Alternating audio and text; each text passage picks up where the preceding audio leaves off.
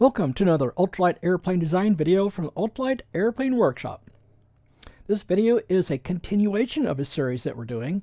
The main series is doing the aerodynamic load calculations so we can start designing and then building the main spar of the UWS-4 ultralight airplane. Now we're working on part 3 of the aerodynamic loads, and part 3 is calculating drag forces. Part 2 is calculating lift forces. Part 4 will be calculating moment forces. Now we're calculating miscellaneous because we've already done quite a few other things. We've calculated minimum drag, some profile drag, we calculated rivet drag, and skin overlap drag. But now we're going to calculate drag caused by gaps, and that's going to be gaps between our control surfaces, that'll be our flaps and our ailerons, and the main wing. So it's going to be gaps like longitudinal gaps. That would be gaps between the control surfaces themselves. So that's going to be gaps like this, and I'd also call them chordwise gaps. And then we're going to have lateral gaps or spanwise gaps, and that's going to be gaps between a control surface itself and the main part of the wing. Now, as with all the videos that we're doing in this series, there's no AI being used at all. There's no AI calculations, there's no AI coding, there's no AI voiceover, no AI scripting, just none at all. In the future, there might be some use of AI, particularly for possibly do some drawings, but for now, no AI. And as with a lot of calculations that we're doing in this series, we're using Horner's book called Fluid Dynamic Drag, and I'm going to call that reference 3. There were a few other references that we used in some earlier videos, but I'm sticking with using reference 3 for the Horner book. And in specifically, chapter 5 is really what we're using for this video. All right, let's get in some gap drag calculations. All right, now this might be a little bit hard to grasp initially. What I'm showing here is a control surface and a wing. So this white area up here is a wing, top surface of a wing. And then this green thing down here, that is a control surface that we can see through. These holes here are a hinge point. And then we got gaps here, and we're calling the width of these gaps E. Now this one has a subscript B because B is the letter that we use to designate span. So this gap is in the spanwise direction. And then we have a couple of gaps up here. There's a gap up here above and a gap down here below. And in this case, we're using E sub C. And C meaning that the gap is in the chordwise direction. So those are basically gaps we're going to be talking about. Gaps above, gaps below, and then a gap in the longitudinal direction. But we'll use E for the widths. Well, let's get started on some gap specifics. And let's start with the lateral gap. Now, I'm calling it the lateral gap because it runs in the lateral direction, at least the long dimension is, where the width of the gap is the short direction.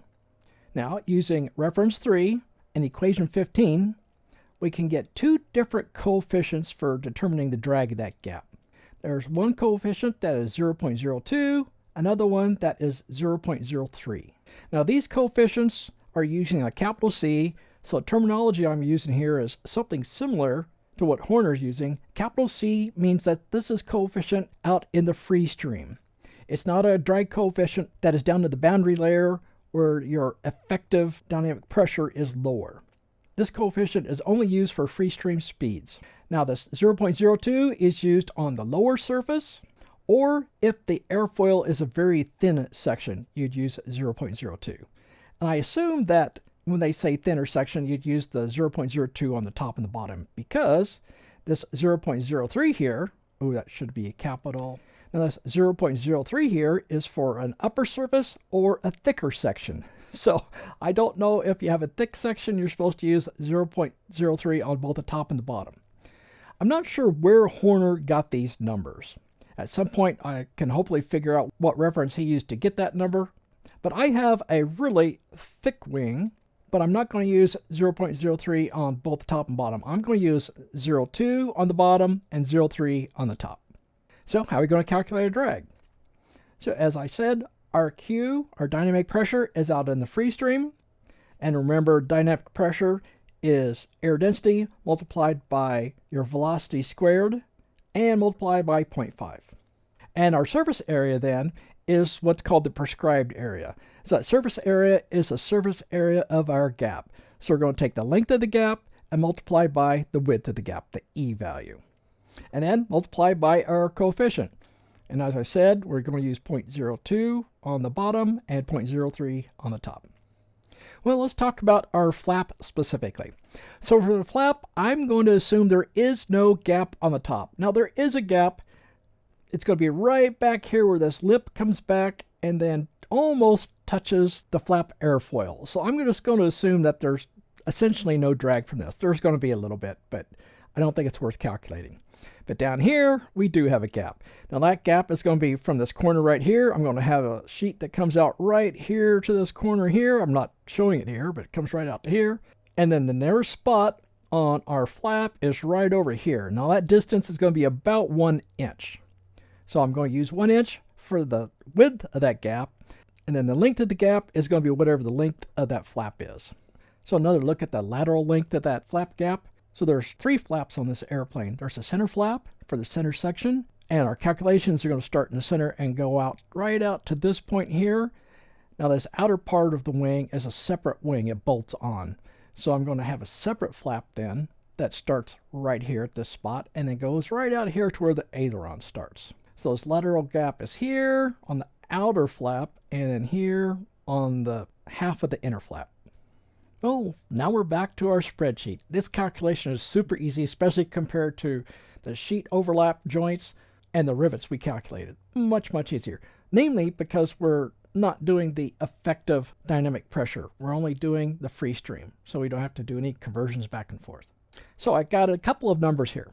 We're doing the flap bottom side. So for the coefficient of drag at the bottom side is at 0.02 we were looking at before, and I have the width of the gap of 1 inch. Now that 1 inch is actually at the root. As you get farther and farther out on the wing, that gap gets smaller and smaller just because the chord is getting smaller and smaller. So 1 inch here, actually 1 inch all the way out to here. Then as the chord gets smaller, that gap gets smaller just because the chord's getting smaller. So here in this first column, right in this area, this is the center section of the wing. And then out here is that outer flap section. Down here is the aileron, but we're not doing the aileron yet. That's actually over here. So this is just the bottom of the flap area that we're doing this drag calculation. So you can see the width of that gap is 1 inch here in the center section, then it gets smaller as we go farther out on the wing. Next, I calculate the surface area of that gap. That's just the length of this little subsection of the wing multiplied by the width of the gap. So for example, this would be a section of the wing. So the span of that little section multiply by the width of the gap. Next thing I do is I actually modify this coefficient of drag. This coefficient of drag is for the gap itself. I want to make it so that I can add this coefficient of drag to the other section coefficients of drag that I've been calculating, like the minimum drag, profile drag, and eventually the induced drag. So I have to convert from the surface area of the gap to the surface area of my section. And we just do that by multiplying by the surface area of our gap and then dividing by the surface area of our section. And then we can add that to all the other section coefficients of drag. So now I can add this to the others, but I do want to know what the actual drag is, so I calculated it here. So that drag caused by that little gap in the flap area on the bottom is roughly 1/100th of a pound force. But let's add all those up along here, and how much is it? It's 1.5 tenths. So it's not a lot, but it is more than our rivet drag, and it's more than our skin overlap drag. So I'm still going to add it in, but it really doesn't make a whole lot of difference. Now, eventually, when I design a faster airplane, it will be more significant. And let's take a look at our aileron gaps. So here we're looking at a possible shape for the aileron. I haven't finished figuring out what it's going to be, but we'll go ahead and work with this version right now. So let's just look at this green outline here. So that is the aileron in the neutral position. Right now we're going to ignore that this aileron sticks up above the airfoil line. Now there is a reason for that. I'm not positive I'm going to stick with it. That's basically to try to re-energize the air as it comes aft and try to keep it from separating, or at least delay separation from the top of the airfoil or top of the aileron's airfoil. But regardless, what I really want to look at is these two gaps. There's a gap here on the top side and a gap here on the bottom side. I'm going to assume for now that this gap on the bottom side is so small that I don't have to worry about the drag from it. It's insignificant. But I do have a fair gap up here. So there's probably going to be some significant drag from that. Of course, that drag's only in neutral position. The drag is going to change quite a bit as the aileron is deflected up or deflected down. But at the moment, I'm really only taking into account that neutral position. And that'll be kind of an average as the aileron is deflected up and down. Well, back here, our spreadsheet, I've got a section here for dealing with that top aileron gap. So I'm calling that gap 1.5 inches wide, and I'm using the top gap coefficient of drag of 0.03. So if we come down here to the aileron section, we've got the gap width here. So that's the front to back distance of that gap, the surface area of the gap, the section coefficient of the drag. So that's converted from this 0.03 down to the section coefficient. So multiplying by that 0.03 and dividing by the section area.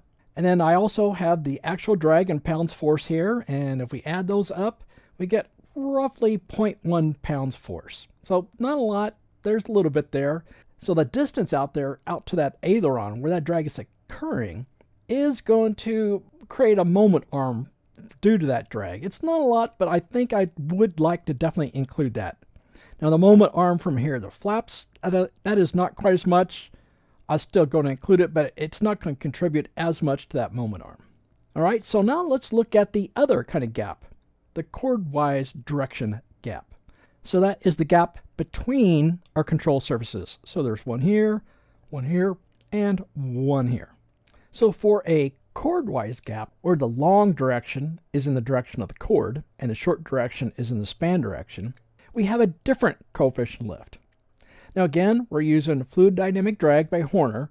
It's Chapter 5, page 13, and figure 26. Now in that case, for like a trailing edge control, the coefficient of drag that Horner provides is 0.5. Now that's interesting, at least to me, because that's higher, a lot higher than the other coefficients of drag that we had for span-wise gaps. So for span-wise gaps, 0.02 and 0.03. So that coefficient drag is a lot higher. So if you had a whole lot of these gaps on a wing, that could be a substantial amount of drag. So the way we calculate our drag is very similar to the way we did it for the control gaps running in the lateral direction. So in this case, we still have the E, that's the width of the gap, and the length of the gap is going to be from the edge, the front edge of our gap, to the trailing edge. So this coefficient lift, since it's using a big C, that means we're using a coefficient lift where the dynamic pressure that we're going to use is out in the free stream. I'm going to have a little more to say here at the end about these coefficient of drags that we're using in the free stream and why I don't like them. I mean, in a way I do because they're easy to use, but I also don't like them because I think there's a tremendous amount of variation that should be taken into account, but it's probably difficult to do. So we're back at the spreadsheet to do some calculations. For that chordwise gap then, I have this section in here. Now we're going to have 3 places where we're calculating that chordwise gap. We've talked about that before. We're going to have it right where the outer panel and center panel connect. That's going to be between the 2 flaps. So we're going to have one between the flap and the aileron and another gap at the end of the aileron. So I'm going to use a gap in the span direction, so that's the narrow part of the gap, of 1/4 of an inch. And then I'm going to assume that that leading edge of the gap, the most forward part of the gap, is at 72% of the chord. That's roughly correct. And again, we're using that coefficient of drag, the free stream coefficient of drag of 0.5, which is way more than we had for the span-wise gaps. Our first column here is going to be the length. So using that 72%, what is the length of the gap? And as you can see, it's about 17 inches here. That's the biggest part between the 2 flaps. Then 14 and 10 inches out at the end of the aileron. So the surface area of that gap. So that's going to be that 1/4 inch times the length. So we've converted that into square feet. So there's not a lot of area there. It's really pretty small gaps. Now in this case, this is going to be a coefficient that I cannot add to a section because it's not in a section. So it's separate. And so instead of adding up coefficients, I'm just going to add up drag force values. So we calculate the drag force using our drag equation. And you remember that's surface area times our free stream dynamic pressure multiplied by our 0.5 coefficient. So we're getting, wow, a lot. We're getting what? 0.15 pounds, 0.14 pounds, and 0.1 pounds. So we add those all together and we're getting, wow, a lot of drag. That's what, 0.4 pounds force of drag. That is surprising. That's a lot of drag. It's way more than we had on the span-wise gaps, which makes me wonder if something's wrong somewhere. But so far I've gone back and looked through everything and I haven't figured out what's wrong, if there is anything. But I guess I really shouldn't be too surprised because that is a huge coefficient of drag.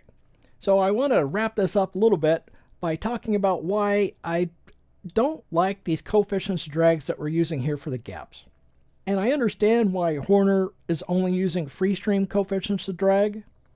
And that's because there can be so much variation on the configuration of these gaps. And so trying to come up with an equation, a single equation that'll work, but take into account all the different, for example, depths, widths, shapes. The shape here is different than the shape down here. Trying to take all of that into account is tough. And so his coefficients, I believe, are just a rough average. And so you could have significant variations from that average, above and below. Although I don't like that these are just plain, very rough free stream coefficients of drag, I really can't think of a good way to come up with an alternative. I really think that to come up with a real coefficient of drag for these various joints, you really need to do some computational fluid dynamics. So this has kind of inspired me to start looking into it again. I'm not going to do it now, but sometime probably in the fall, late fall, I'm going to try to get back into doing at least 2D computational fluid dynamics and come up with a better way of calculating these drags. And taking a look at this diagram here, I think what I'm going to do is go ahead and make the next video about calculating drag for portions of an airfoil that protrude up into the boundary layer. Because what I'm thinking of doing out on the aileron is something like this kind of shape. And again, we'll use Horner to do that. So that should be another fairly quick video. Well guys, thanks for watching. Until next time.